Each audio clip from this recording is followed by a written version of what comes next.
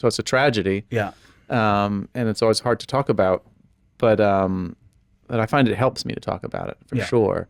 So they were killed. Both Ruby and Hart were killed by a drunk driver. And we were driving up to Joshua Tree, which is the high desert, beautiful town. And we were so excited as a family. We were having a great time. And a drunken high driver crashed into our car going 90 miles an hour and never touched the brakes. So we were hit at 90 miles an hour.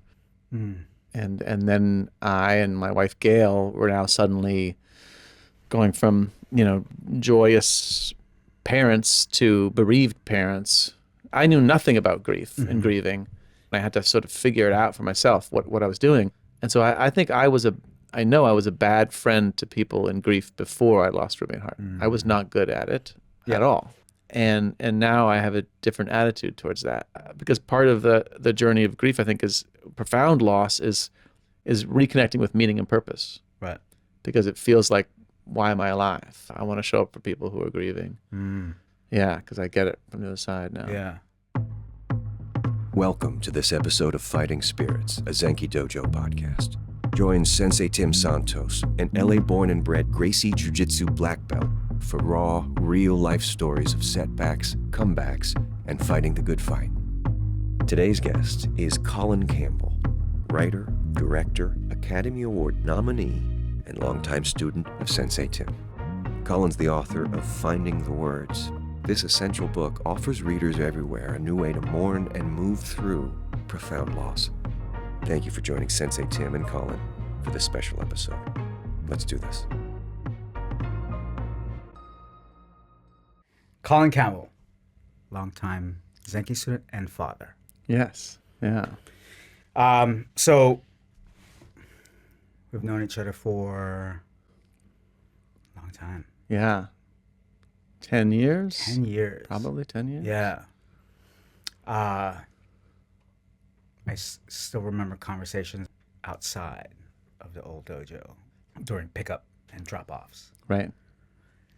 So, and anytime, usually I meet any parent that's dropping off their kids in training, is usually, for me, it's my impression always, that's a dedicated parent. Oh. To kind of always take your kids to any extracurricular. Do you know what I mean? Sure. Yeah. So in the beginning, who sought training before? Yeah. Was it? It was Ruby. Yeah. Ruby started it off. Yeah. She wanted to be a fighter. So that's, yes. Yeah. I think I remember her Yeah. talking about that in one of her lists.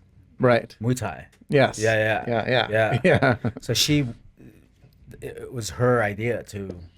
Yeah. I mean, I think I had studied martial arts. I studied American. I remember you said Goju Ryu. Yeah. Back when I was in high school. Mm-hmm. And then I stopped. Yeah. But it was very formative for me. Yeah. It really changed my, my approach to being healthy, and it gave me a lot of confidence as a kid. And I liked that. I liked feeling more confident with myself and being more in my body. Yeah. And I kind of loved it. And also I became a teacher there.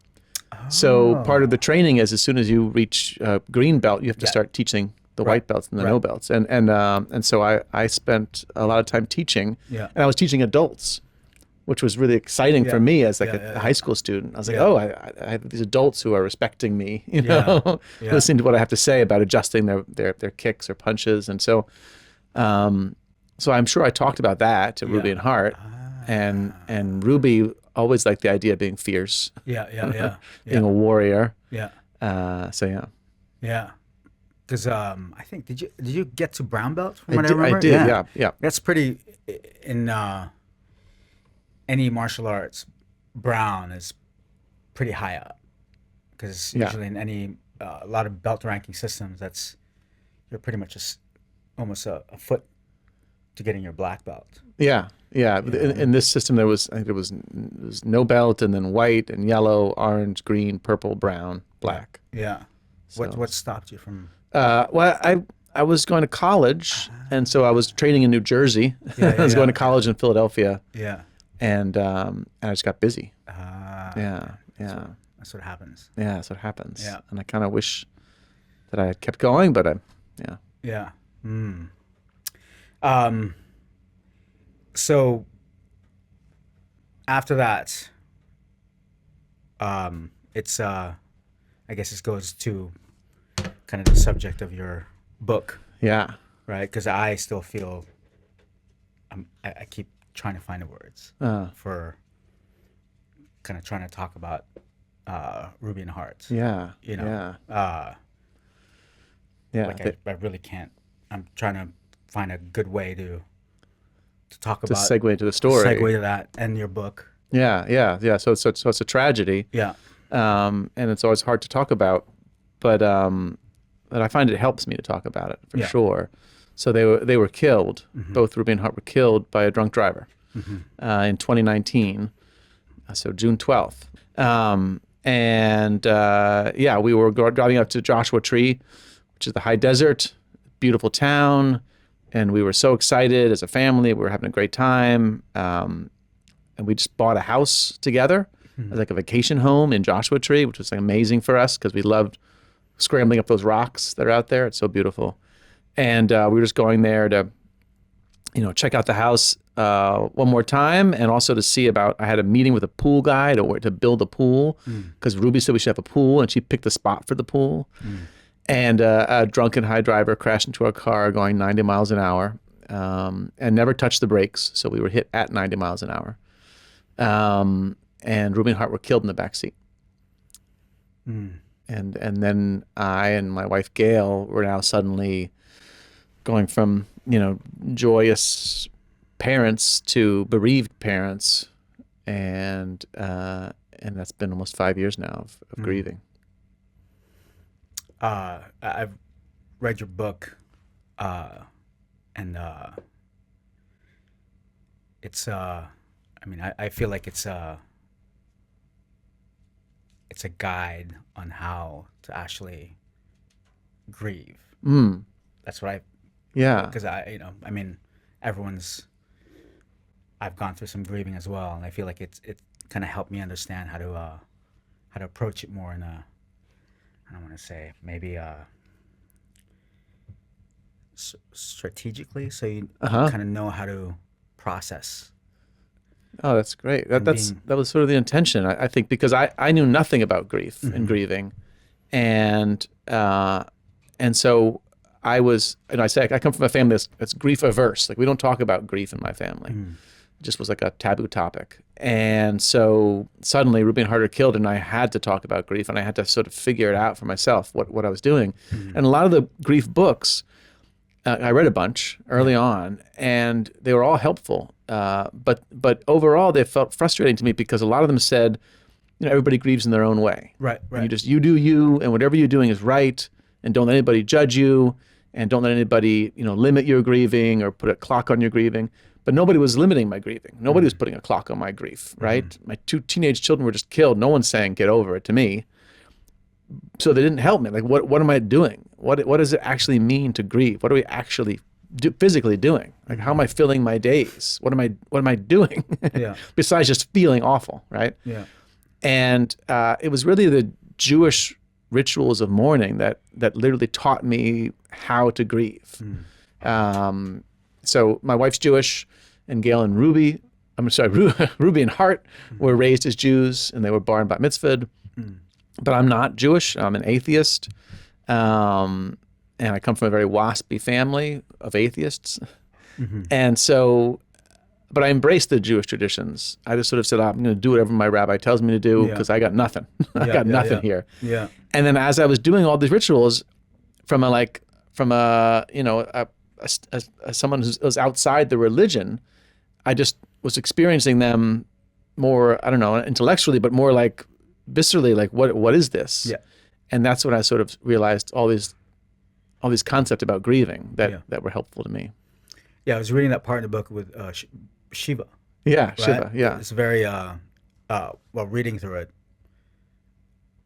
seemed like a very helpful process for grieving. Yeah. The idea that people come to your house, and then literally sit with you in your grief, night after night for a week. Yeah. So it's not just like one shot, right? Yeah. Like the idea that people, they get all the support traditionally the day of the funeral, right? And then people disappear. Yeah. But the day of the funeral, that I'm in such shock. Yeah. I wasn't really there. Yeah. You know, Yeah. it wasn't until after that I started to be sort of more present and less in shock. Yeah. And that's when I really needed people. Yeah. Yeah. So it seemed great that there's this whole period of time. And the other there's several amazing things about Shiva, but one of the ones that really was eye-opening was that there's this rule that, first of all, the door's just open. So you don't knock and I don't then let you in, but you just enter the house of mourning and you don't speak until you're spoken to by the griever. And the idea there is you take your emotional cue from them. So like if I'm crying, you don't come in and tell a funny story, Right. Or if I'm telling a funny story, you don't come in and start weeping on me. You know what I mean? Like you take your cue from me, the griever. Yeah. And that was very helpful. Yeah. Yeah. I mean, with grieving, it's just you don't know what to do. Mm-hmm. Right. And then for people around, it's always anybody that doesn't know how to empathically connect with anybody, it feels like strange for them. Right. Yeah. I think it's really strange and hard Yeah. to talk to somebody who's grieving. Yeah. I think our culture, American culture, doesn't really, there's no examples of people interacting with grieving people. Yeah. Like most of the examples are the grieving person goes away somewhere by themselves. Yeah, Like yeah, they literally like take themselves out of society. They go to a remote place Yeah. and they just feel sad for a long time until they're like fixed and they come back. Yeah. And that's sort of I think that's the opposite of what we should be doing. Not should is not a good word to use, but what's helpful to us as grievers. Right. We don't need to go off. We have plenty of alone time. Yeah. You know, but educating people on how to interact with grievers seems really helpful. Yeah. Yeah, because also I think culturally for a long time it's we're always told not to be sad. Right. Don't be sad. Yeah. Cheer up. Cheer up. Yeah. Yeah. And people think that's their job. Like you see a grieving person, your job is to like, pep them up, give them a little pep story, Yeah. Hey, and that's when hurtful things are said to grievers. Yeah. People trying to like cheer somebody up instead of just sitting with them in their grief. Yeah. It becomes offensive because anytime you're trying to cheer somebody up in grief, there's like a but, like, oh, I'm so sorry you're sad, but hey, look on the bright side. Right. But there's no bright side. The person's dead. They're not going to get better. So let the grieving person just feel sad. Let them grieve. Right. Yeah. There's a part in the book that also really resonated a lot, but that I feel like people can. It's the part about the toothache. Oh yeah. Can you talk about that? Sure. Yeah. Should I read it or should I paraphrase? I can paraphrase. Yeah, paraphrase. Hopefully I wrote it better than the paraphrase. Here we go. Here it goes. But the idea, I think, is that a lot of people, myself included, we all avoid grief as grievers because it's not comfortable. Mm-hmm. It's a very uncomfortable place to be. And a lot of our cultural directives are like, oh, just bottle that up, compartmentalize that. Don't think about that for now. And to me, it became akin to like avoiding going to the dentist. Yeah. Nobody wants to go to the dentist. Yeah. But the longer you wait, the kind of the worse it gets. Yeah. And grieving doesn't get easier later. A lot of people say like, oh, I'm not ready for that yet. I'm not ready to look at their pictures. I'm not ready to go to our favorite restaurant. I'm not ready to take a walk in our favorite park. And it's like, yeah, nobody's ready for that. And you're never going to be ready for that. Yeah. But if you do it and you let yourself feel those feelings, I feel like it becomes actually easier moving through grief. Yeah. And just like going to the dentist, like go to the dentist right away. Yeah. Don't wait. Just go for it. It's going to be painful. They're going to drill. Yeah, you got a cavity, but take care of it now. Yeah. Yeah. So just grieve. Yeah, I feel like, and then there's the flip side is, of course, that which I also experienced, which was I grieved like almost too aggressively. Suddenly it was like, I got to grieve all the time, right? So because I felt like, oh, I'm not going to avoid my grief. I'm going to go for it. Yeah. So then I went for it too much. I was like, I'm just going to punish myself, right? I'm going to grieve until I'm just, I'm going to look at the pictures and nonstop feel all these feelings. And then so we have to be kind to ourselves too. Yeah. Yeah. So go to the dentist, but also take care of yourself afterwards. Yeah, right? Yeah. Let yourself have the smoothie or whatever it is after that's gonna help you. How long did it take for you to kind of go from that to like letting yourself have that smoothie? Yeah. Like how long? A couple of months. A couple of months of because very early on I got the idea of like, oh, I'm going to lean into the grief. I'm going to lean into the pain. I'm not going to avoid it. It just felt right to me.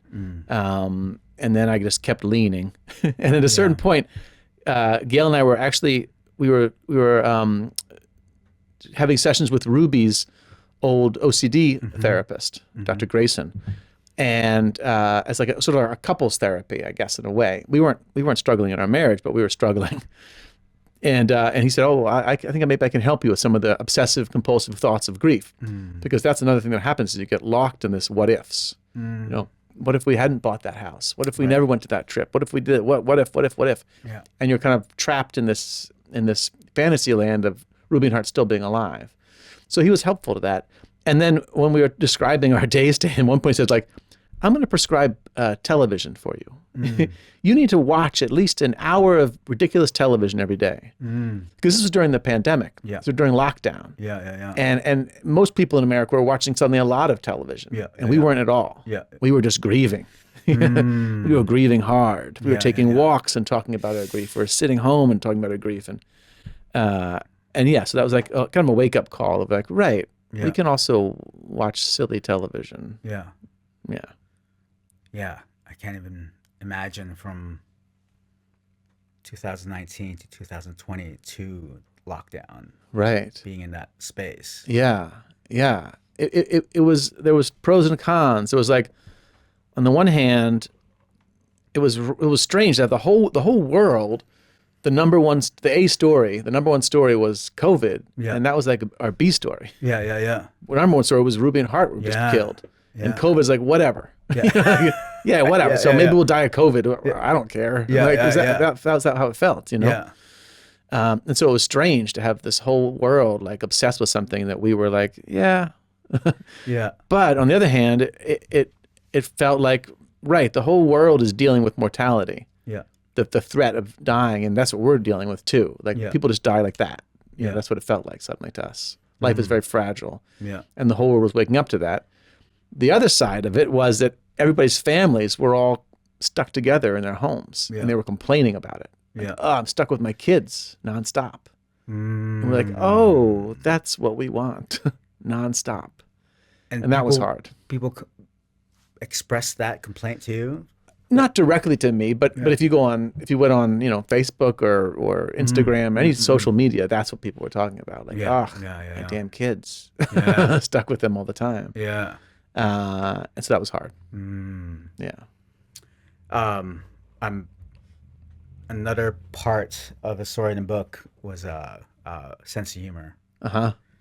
And there's I think a friend of yours with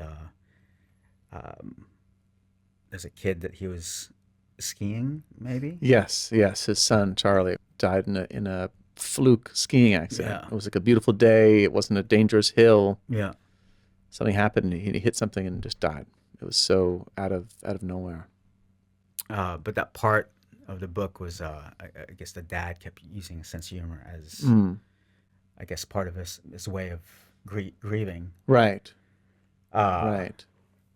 What are your? Because I feel like you and Gail are some of the funniest people that I know. We love comedy. Yeah. Gail's a professional comedy writer and director. So yeah. Is that does that help being having that sarcasm and humor through grieving? I think it does. Yeah. I think that the part of the book that you're talking about is when I sort of was acknowledging, where's the line? When does humor become like a crutch, like an avoidance? Yeah. Like I'm not going to feel this feeling. I'm just going to make a joke and like sidestep it with a wry joke. But I think having a sense of humor was helpful to us for sure. We were making jokes the next day. I mean, dark jokes. I remember one. Oh, that when we were in Silver Lake. Oh, we were trying to light the candles. Do you remember that? Oh, yes. And that's a dark moment. Yeah. Yes, we're trying to light the candles, and none of the candles would. It always gets. It kept getting blown out. It was a really windy day. Yes. Windy evening and cold for Los Angeles. Yes. And you said, I don't know if you remember what you said. Yeah, I do. I don't know. I guess it was a joke. Yeah. But it was basically like, hey, this is like, I think I said something along the lines of Ruby and Hart's. We want to keep these candles lit. We want to keep Ruby and Hart alive, and their lives were snuffed out. And so let's let these candles just get snuffed out. Yeah. Like this dark humor. Yeah, dark humor. Yeah. Which, when I remember hearing that, it's like, wow, that's it's very dark. Very dark. But it's but real. But right? real. Yes. Right? So that wasn't humor avoiding. Yes. I wasn't avoiding the feelings. I was feeling bad. Yeah. So more, I guess, to the audience, right? Like how do we take that that comment, right? Yeah. Do we shy away from it? Do we lean into it? And do you know what I mean? Yeah. But it ended up, I think, being a beautiful moment because I asked everyone to hold the candles up. Yeah. And they all just got blown out one at a time. Yeah. And then there was like 2 or 3 left, and those were the last ones, and we all kind of watched those. Yeah. And so I think after you wrote this book, you're in a different place now. Even now, the past couple of years. Yeah. Now having adopted 2 kids. Yeah, on the path to adoption. Right. So we're fostering still, but the adoption hasn't gone through yet. But it's going well. Yeah. We anticipate the adoption going through within this year. That's what we anticipate. Yeah. So, kind of from having lost Ruby and Hart, being a grieving father, to now being a father again. Yeah. We talk all the time every week, but how is that like for you being, I feel like that's 2 roles. Is that, am I right? Is that something that sounds right. Yeah. It's like 2 different realities. Yeah. That I'm constantly trying to merge or integrate, I guess. Integrate. Yeah. And sometimes I have beautiful moments of integration, which is really nice. Yeah. A lot of times it's hard. It's like, parenting Andrew and Gladys is inevitably making me think about, feel parenting Ruby and Hart. And there's it's almost like I'm going crazy almost, right? Like I'm in split realities. Yeah. When moments come up. So Andrew loves playing video games. And he's literally playing the same video games that Hart was playing. He's on Hart's game system, right? And so he played similar to Hart. They were both really good. Yeah. Really good at Fortnite, in particular. And so I hear Andrew downstairs playing video games and shouting with his friends. Yeah. And it was just like Hart, And he's the same age as Hart. He's 14 and Hart was 14. Yeah. And it's hard, and then also beautiful. It's beautiful. Yeah. To walk that line. But it feels like my heart is like being ripped open and pulled apart and stretched all the time. Yeah. Which is hard, but I think is good. Like, right, as a human. Yeah. I'm all for it. Yeah. Even though I'm feeling all the feelings, I guess is what I think. That you made that expression, kind of moving your hands, getting torn apart. Yeah. Can you kind of explain what that is? Like being torn, you said torn apart in different directions. Yeah, it literally feels that way. It feels that way. So there's this moment, it just happened so I took Gladys and a friend of hers to amusement park to Knott's Berry Farm. And there was a ride on Knott's Berry Farm called Ghost Rider. And I had this story that I cherished from Ruby and Hart's childhood. When Ruby was maybe 10 and Hart was maybe 7, or maybe she was 11, he was 8. That's probably what it was, 11 and 8, let's say. And we went down to Knott's Berry Farms. And while Hart and I were waiting for dinner to arrive, Ruby said, "Can I please go run on another ride? I want to do Ghost Rider." She loved roller coasters from a very early age. So I was like, sure. She does it. She comes back. She says, "Oh my God, Hart's going to love this ride." I'm like, "Ghost Rider? It sounds kind of scary." No. No, he's going to love it. Yeah. And all through dinner, she like kept talking about how great this ride is, how much Hart's going to love it. He was not a great fan of roller coasters. Yeah. And I'm like, it's not like rough or dangerous or scary. He's like, "Nope, he's going to love it." Okay. And so we strap in after dinner. I'm in the back with Hart and she's in front, and the car in front. And just as it's about to start, she turns around and goes, "It might be a little bit bumpy." And it was really bumpy, really fast and terrifying and traumatizing for little Hart. Wow. It was a disaster. Yeah. For years after. Yeah. And so that was like our in joke, I would just to tease Ruby, it might be a little bit bumpy. As a way of like mocking her, right? Yeah. And I tell the story to Gladys and her friend, and right before they go on the ride, and they love the story, and it's so sweet, right? I'm talking about Ruby and Hart to Gladys. It's nice. It's nice. She's open to it. She's not scared of them, which is beautiful. And they go on the ride like 4 times. They love it. And then I see Gladys like skipping away to another ride afterwards. And I'm like, "Oh my God, I love this kid. And I just want to give her the world." Yeah. And then I burst into tears. Because I'm missing Ruby and Hart, And that's what I mean by like, just like all this stuff is happening. All the time. All the time with them. Yeah, you mentioned about a dream as well you had, right? What dream? I don't remember. Or you just kind of, things kind of like that, memories come up, and all of a sudden you're in that state of just remembering your kids, and then you realize they're not here. Oh yes, right? Yeah, that happens to me.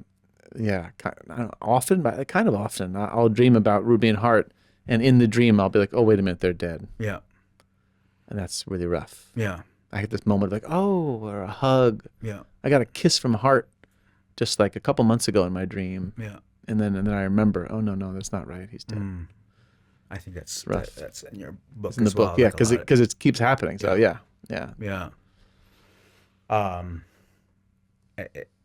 I think those moments are very important moments where you just kind of I feel like in my belief system, it's like their spirit kind of visiting you. Yeah, Yeah, I like know that you're an idea. atheist, but I'm an atheist, but I like the idea, and Yeah. I feel I'm a little spiritual as an atheist. I do feel like, I don't know if it's their spirit like consciously visiting me, but it's their spirit in me. Right. Like they frame, like I am who I am because of them. Right. Like they changed me, like on a molecular level. Yeah. I was just actually talking to a scientist who specializes in the study of the brain in grief. And Dr. O'Connor is her name. And Mary Frances O'Connor. The Grieving Brain is the book she wrote. And she said basically like the people that you love literally change your brain, like physically change it as your brain learns to love them because it prioritizes them. And so it programs itself to react differently to this person than to other people. And you can literally see it. So they changed me, physically changed me. So they're there. So they're in my brain. Yeah. And they're visiting me at night. Right. Yeah, sure. Yeah. Another thing with I want to talk about Ruby. Yeah. I know you like hearing stories about I do. Ruby. And just before today, I was telling you how I always remember our conversations at the old facility, that leg extension machine. Yeah. Is prominent kind of before you go to the gym area. Mm-hmm. And that's a exercise I always have people do. But we always actually used to have our chats while she's sitting Oh, nice. on that leg extension machine, which is now something we use. Yeah, very you and often, I do. Yeah. You know, At the end of each session. Yeah. Yeah. We do leg extensions. I love that.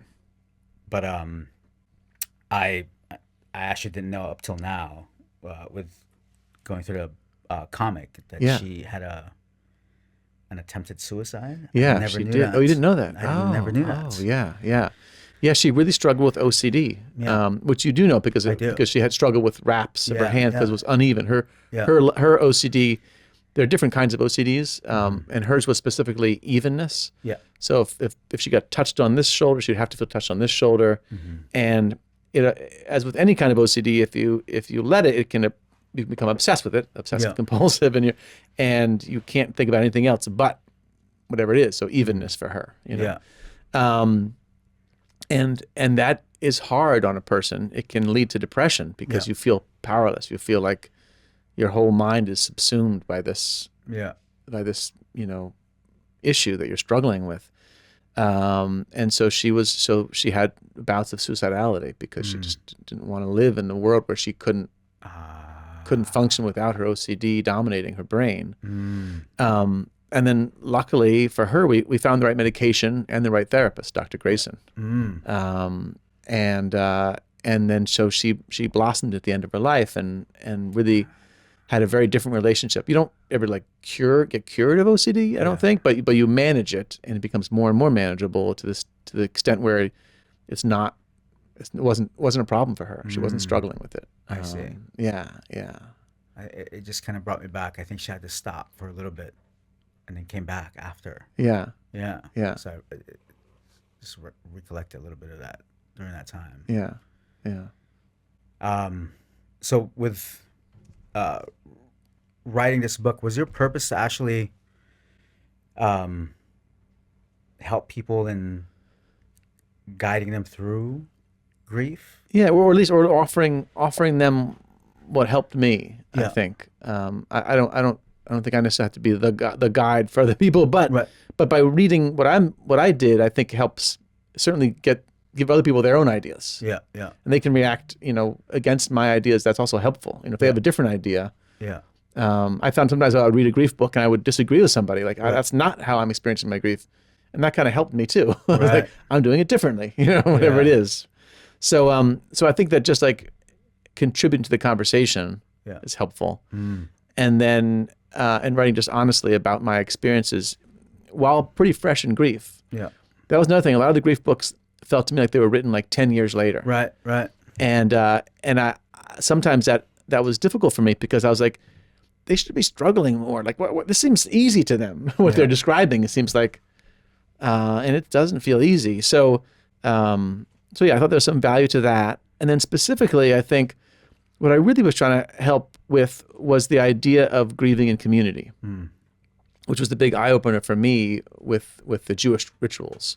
So many of the Jewish traditions of grieving involve your community. Yeah. You don't grieve by yourself. You say the mourner's Kaddish, the mourner's prayer. You have to say it over and over again. For the whole first year, you're saying this prayer, but you have to do it with 9 other people, which is kind of amazing, right? You'd think like, oh, you have to cry by yourself in the corner. Like, nope, come over here. Get a bunch of people gather around and then cry. It's kind of great. Yeah. So, and then also, I think that Gail and I, maybe because of our theater backgrounds or as writers, I think we found ways of communicating with our friends. We found the words to express our needs, our grief needs, or maybe it's also because I'm just kind of rude.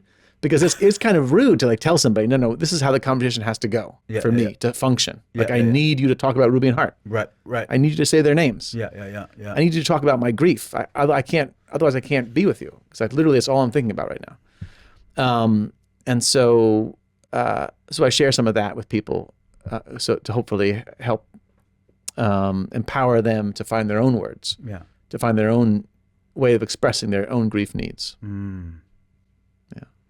Yeah, yeah. There's another part in the book where, again, it resonates to me as well with religion, Uh-huh. with the talk about replacing the word God Yeah. with With love, Yeah. Yeah. which totally makes sense. Yeah. For me, it makes Oh, sense. good, Right? good. I think that would make sense for even people who are very religious, and Exactly. it's because God is love, right? Yes. I hope that's their God. Yeah. Hope their God is not vengeance and rage. Yeah. And so that feels kind of more universal Mm-hmm. in a way, for me. For people who like stumble on the word God or what that might mean. Yeah. And then specifically for me, even the love that Ruby and Hart and I share. Mm-hmm. Seems very holy to me personally. So that helped me too. From me being me having to have trained Ruby and Hart through years, Yeah. I feel like I have a closer relationship with you than just being a trainer and someone that read your book. Yeah. Right. So I feel like while I was even reading the book, everything was a lot more. It felt stronger reading it. Yeah. Right? Yeah. It was connecting to me They're real to you. a lot more. You knew them so well. And one of the things I always thought, I told you in the beginning, how it takes a dedicated parent to drive their kids to martial arts 3-4 times a week, Mm-hmm. and then doing privates. So, I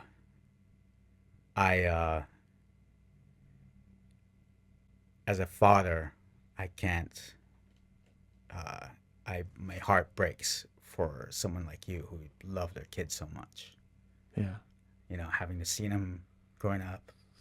So I've been wanting to tell you that. Oh. Thank you. For a long time. Yeah. That you and Gail are one of my most favorite people. Oh, thanks, Tim. So, I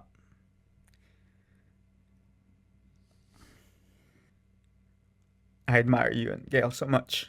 Oh. I think about your kids all the time. So, I kind of wanted to do this right, and I felt like there's no way to do this best I can. Yeah. Yeah. So I was trying to be as prepared as I can, stressing myself out, honestly. Really? Oh my God. Wow. So, because I wanted to honor your kids and honor you. Oh, and thank you. Gail. Just wanted you to know that. Oh, I So, appreciate that. Wow. Yeah. Well, I wanted to say that like part of, so I train with you. Yeah. It's like, because you love Ruby and Hart, and so there's like continuity. Yeah. And then our sessions are also therapy for me, because you bear witness to my whole journey. Yeah. So you were there when I was struggling with another foster youth. Yeah. Who ultimately decided to leave us. Right. Right. Right. Yeah. And then Andrew and Gladys come in, and you're there for me. Yeah. And so I get to like talk to you about, it's like therapy. Right. Yeah. Yeah. It's I mean, same for me. As I feel like we're Ruby and Hart brought us together still, and it's kind of I can hear Ruby's voice telling me like, hey, you gotta get my dad into shape. You know what I mean? Yeah. Which she used to tell me to get Hart. Like, hey, he's playing too much video games. Let's try to get him back in. Yeah. I can hear her voice like, Dad's gotta do another 15 reps. Do you know what I mean? Push that harder. Yeah, which is probably what she would say. Yeah, like, for sure. That's not lifting heavy enough in those deadlifts. Yeah. Do you know what I mean? Yeah, and she loved that. What's the thing that the pushing one? Because she was like a fierce Russian lady. The sled. Yeah. Yeah. That appealed to her. Yeah. Her self-concept as like Russian warrior or Ukrainian warrior. Actually. Yeah. She comes from Ukraine ultimately through her mom. And that's what Gail used to always love doing that. Actually, finish with the sleds. Right. So, with I usually always ask people kind of what advice they can give. Maybe something easy that people can always take with them to think about. Yeah. Look, what can you give someone just kind of going through grief? Yeah. Just like a simple advice they can think about Yeah. while they're going through grief that could help them. Is there Yeah. something? Sure. I got lots, but I think the simple one would be don't be afraid of discomfort. Because I think people shy away from discomfort, and everything about grief is uncomfortable, and so it's uncomfortable to tell your family member, "Hey, listen, the way you're talking to me is not working for me." Right? That's really uncomfortable. Have that conversation. It's really uncomfortable to go to the cemetery. It's really uncomfortable to look at their pictures. It's really uncomfortable to talk to their friends. All of it is uncomfortable. But I think the more you lean into that and not be afraid of it, the more it'll feel as though you're moving through your grief and not stuck or not crushed by it. Building on the discomfort, leading into discomfort. So one of the biggest early challenges. Well, first of all, after the crash, Gail and I felt like we couldn't leave our house. Yeah. We were too scared. It was literally like just difficult to walk out the door. I remember across the street, our neighbors, they said, "Come across the street and have dinner with us." Just have to come across the street. It's all you have to do. And it took us a while to be able to do that, to just cross the street, have dinner, and come back again. But early on, I knew like I had to get behind the wheel. So I was driving, and Gail was in the passenger seat when we were hit by the drunk driver. And so part of me never wanted to drive again, but then how is that going to work? Yeah. So I thought, okay, I don't want to be trapped and defined and unable to get behind the wheel. So I started driving pretty quickly after the crash, maybe a week, 2 weeks after the crash, I got behind the wheel again. And then like a month, I drove at night again, because that was scary too. Each one was like a step of scariness. And of course, the most scary would be to drive past the crash site. And the house that we bought in Joshua Tree, there's only one way to get there. You have to go by the crash site. And so initially after the crash, I called up the realtor and said, cancel the sale because we're never going back there. That's impossible. And then Gail and I thought for a little bit like, well, it's the last thing we did as a family. We bought this house together. And so we should keep it. Well, we'll regret letting it go. So I called them back again and said, can we go ahead with the sale? But I couldn't go out there for the final inspection. That was too difficult, too scary. So I had a friend go out there who's a contractor. And then finally, after maybe 2 months later, after the crash, we decided we wanted to go out to the house. But I couldn't drive. So my brother-in-law, Gail's sister's husband, drove us. And Gail and I were in the back seat. And my brother-in-law, John, and my sister-in-law, Betsy, were in the front seat. And it was a hard drive the whole time. And Gail kept saying, like, we might have to turn back. We might have to just stop and turn back. And like, it's fine. We can turn around anytime you want. And we kept driving. And when we get to the crash site, they didn't know where it was, Betsy and John. So I'm like, it's up ahead. It's right there. And at that moment, this giant truck was barreling past us and was almost cut us off as it veered to the side of the road. Like maybe it was like, had a crash. I was going to crash. I don't know, like a tire was out. I don't know what's happening, but something dramatic happened. And it was terrifying. And I remember my brother-in-law, he was clenching the wheel so tightly that his muscles his arms were sore for days afterwards because it was so traumatic to drive past this crash site. And when we get to the house, and it's in a beautiful location, and we took John and Betsy up through the rocks, and it felt like Ruby and Hart were there because we had never walked through those rocks with Ruby and Hart, but we walked through many other rocks in a Joshua Tree, but never behind the house. But we would have as soon as we'd bought the house, they would have gone, scampering through these rocks. And we did feel their spirits there, because we could so easily see them just scrambling in front of us. Like I could just see them. There they are, But that first trip out to the house was really hard, really rough. I remember one point we were having dinner and talking on the dinner table, and I saw my sister-in-law look at me, and I could see her face just like fall, because I knew my face was just like, I was just like not a zombie, but just like I was anguish. I was in anguish. We're having dinner, chit-chatting, and I'm just sitting there like in anguish. Yeah. And she saw that and was just like, but we kept going out to the house. We kept driving past the crash site because we knew that it would get easier, and we knew that that house held joy for us. It held memories of Ruby and Hart. It held like it was going to be a grief retreat for us, and it was. It still is. And we just went there last week with Andrew and Gladys. We took them for the weekend and had a nice time. Yeah. And it's always hard, but it's always good too. It's both. How is it changing every time you stay there? It feels like it. I mean, we've gone there so many times now over the past 5 years. Dozens of times. So it doesn't feel like a radical change each time to time, but it definitely evolves, and it just feels important to us. Yeah. I like just sitting there. Yeah. And just looking at the vista and just being in the desert. And it always hurts too. It always hurts. Ruby and Hart love the desert. Yeah. I remember waking up, at like an Airbnb with them out there, and it was just like all this air is just magical. We're having a magical time together, the four of us. Yeah. I'm thinking I've told you when I got the text. I was supposed to train Ruby on Monday. Oh. I was actually in Palm Springs that weekend. Oh, wow. Yeah. Oh, I didn't know that. Yeah. Wow. I just felt like so. Yeah. Yeah.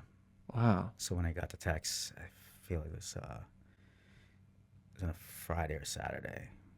Yeah. I think Gail texted me canceling the private class on Monday. Right. Yeah, we I had was to. in Palm Springs. We had to do that. We had to cancel all this. Yeah. All these different things. Yeah. It was brutal. Yeah.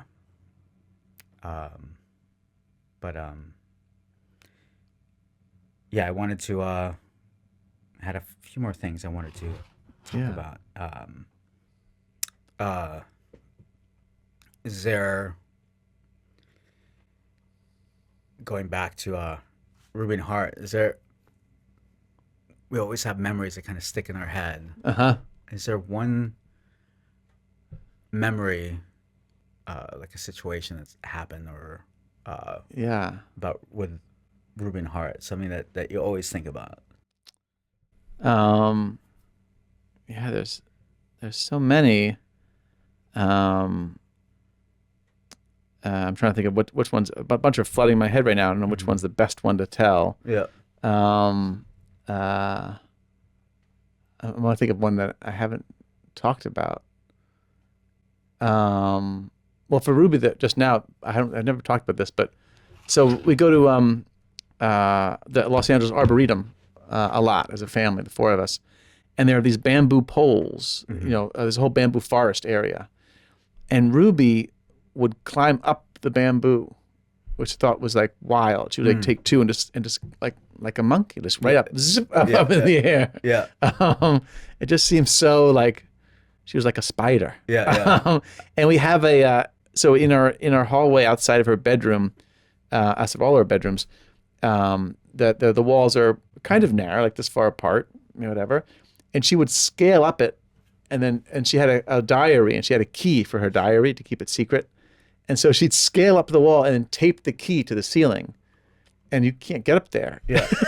Nobody could scale the wall like that. Yeah. Wow. So it's still up there. Her key to her diary. Yeah. Wow. I don't know. It's in parkour. Yeah.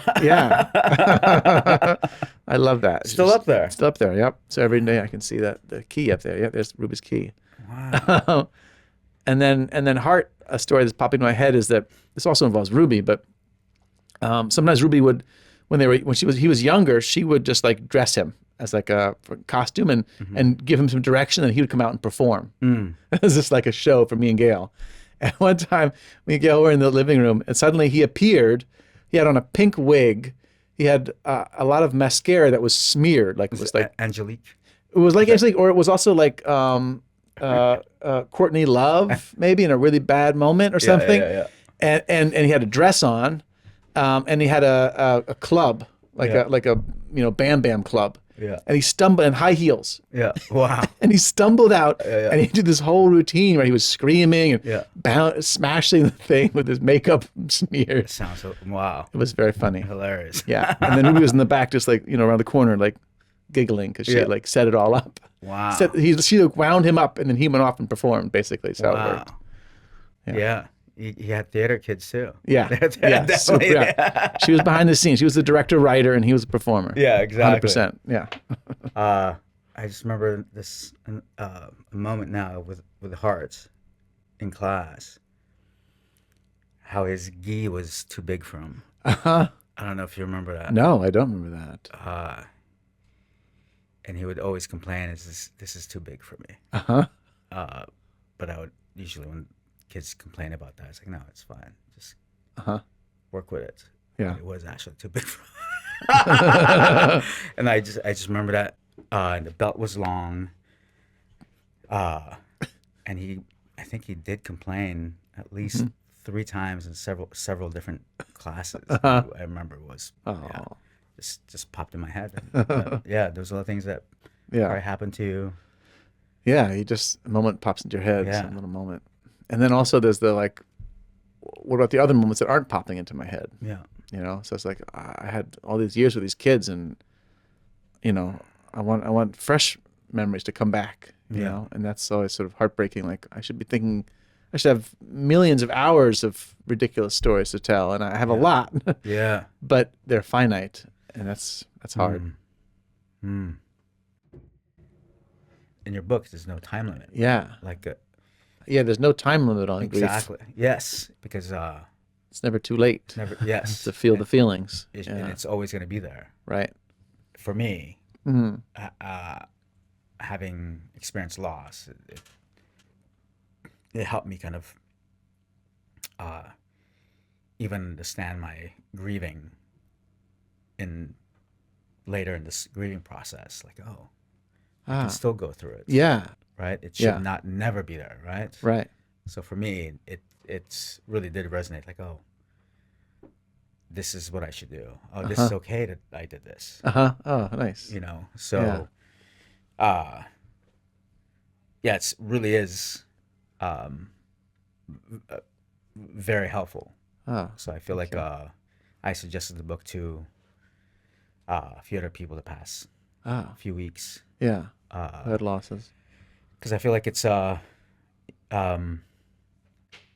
in this world that we live in right now, with everyone going through some sort of self-help, self-care. Yeah. Right? Yeah. I feel like this should be part of everyone's practices.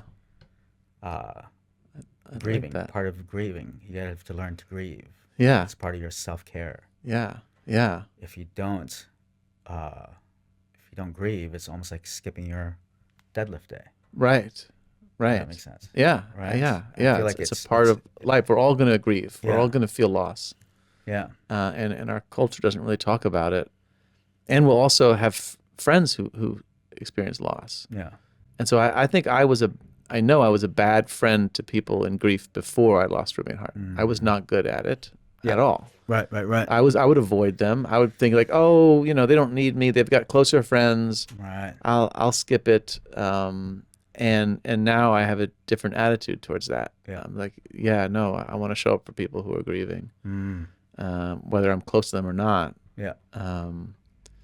Because I get it from the other side now. Yeah. Did you ever see yourself being as go-to grief guy? Right, that's so ironic, right? Because before this, I would be the opposite. Yeah, I was the not go-to guy. Exactly, you're the go-to guy. Now I don't know if you know that. You're the go-to I'm making guy. you the go-to guy. Nice.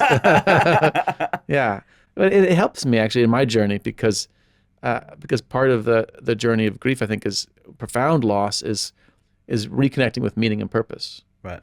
Because it feels like, why am I alive? You know, for sure. Ruby and Hart were killed. Why am I alive? Yeah. What purpose does my life serve now? Yeah. And it was very hard to connect to that sense of meaning and purpose. Yeah. And so the idea of being helpful to other people was very helpful to me. So it means a lot to me when people write to me and say how much the book means to them, or a podcast they heard means to them, or they saw my show, my one-man show. And so it helps me. Yeah. Yeah. Yeah. It's really is profoundly strong, right? To have that purpose. Yeah. To be of service, right? That's my, to be of my service. thing. Yeah. Yeah. I got that from Viktor Frankl, the idea that we find purpose, meaning and purpose in other people. And that was a really clarifying moment to me. It was like, right. Yeah. That's what we're here to help other people. Yes. Yeah. And that's where we find purpose. Yeah. And that's usually sometimes the easiest advice I'll give people if they're having issues being lost. What are you doing for other people? What's your of service? And a lot of times they don't. Right. That's why they feel lost. Yeah. And that's, I feel like that's the first thing that we should always find how you can be of service to the universe, right? Yeah. So I wanted to end this podcast by saying their names. Yeah. Ruby and Hart. Ruby and Hart. And saying love, Ruby and Hart. Love, Ruby and Hart. And I think also part of what I get from your book is always never stop grieving. Yeah. Right. So yeah, allow yourself to feel those feelings. Never stop They grieving. don't have to go away. Yeah. Why would they? Yeah. We love them.